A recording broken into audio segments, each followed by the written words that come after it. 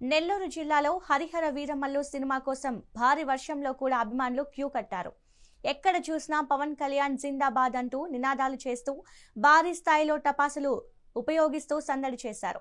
యువతను అదుపు చేయలేక పోలీసులు నానా తంటాలు పడ్డారు. వర్షం కూడా లెక్క చేయకుండా వేలాది మందిగా అభిమానులు రావడం విశేషం.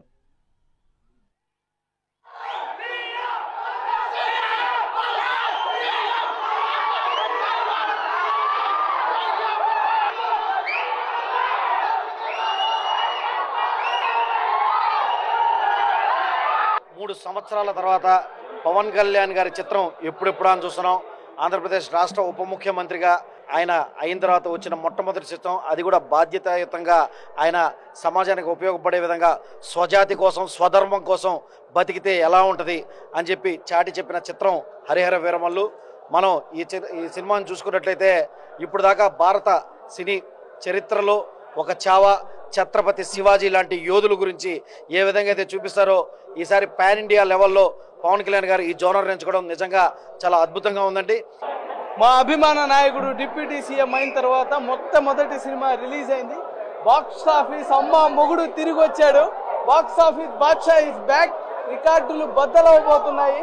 అత్తారింటికి దారేది ఏ విధంగా ఇండస్ట్రీ హిట్ అయిందో అంతకు మించి హరిహర వీరమల్లు ఇండస్ట్రీ రికార్డ్ సృష్టించబోతుంది. పవన్ కళ్యాణ్ గారిని ఆరాధించే పవన్ కళ్యాణ్ గారి అభిమానులు, జన సైనికులు, వీర మహిళలు ప్రతి ఒక్కరూ వచ్చి ఈ రోజు ఈ చిత్రాన్ని చూసి సంతోషించాలని కోరుకుంటున్నాము. ఈ చిత్రం అఖండ విజయం సాధిస్తుందని చెప్పి మేము ముందుగానే చెప్తున్నాము.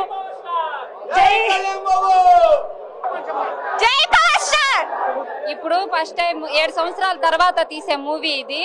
పవన్ కళ్యాణ్ గారు తీసే మూవీ, ప్రతి ఒక్క మూవీలో ఒక మెసేజ్ ఉంటుంది. యువతకి కానీ ఫ్యామిలీ పరంగా చూడడానికి కానీ ప్రతి ఒక్కరికి పనికొచ్చేలాగా ఉంటుంది ఒక మూవీ తీస్తే పవన్ కళ్యాణ్ గారు. ఇప్పుడు దాకా పవర్ స్టార్ గా చూసాము. ఇప్పుడు డిప్యూటీ సీఎం పవన్ కళ్యాణ్ గారు హోదాలో తీసిన మూవీ ఇది. బ్లాక్ బస్టర్ మూవీగా ఈ హిట్ అవ్వాలని చెప్పి మనస్ఫూర్తిగా కోరుకుంటున్నాం. జై జనసేన, జై పవన్ కళ్యాణ్. సినిమాలో ఫస్ట్ హాఫ్ కంటే సెకండ్ హాఫ్ లో ఇచ్చినటువంటి సన్నివేశాలు కానీ, అదే రకంగా వీరమల్లు తిరగబడేటటువంటి పరిస్థితులు అన్నీ కూడా చాలా బాగున్నాయి. నెల్లూరులో ఉండేటటువంటి ప్రతి ఒక్క పవన్ కళ్యాణ్ ఫ్యాను, అదే రకంగా ప్రతి ఒక్కరు కూడా వచ్చి సినిమాని వీక్షించవలసిందిగా కోరుకుంటున్నారు. నా సినిమా అయితే ఫస్ట్ హాఫ్ చాలా చాలా బాగుంది. సెకండ్ హాఫ్ అంటారా అసలు చెప్పాల్సిన అవసరం లేదు, అలా ఇలా ఉంది. క్లైమాక్స్ అయితే చాలా బాగుంది. CGI వర్క్ తప్ప అన్ని బాగున్నాయి. బీజిఎం కీరవాణి అయితే ఒక 2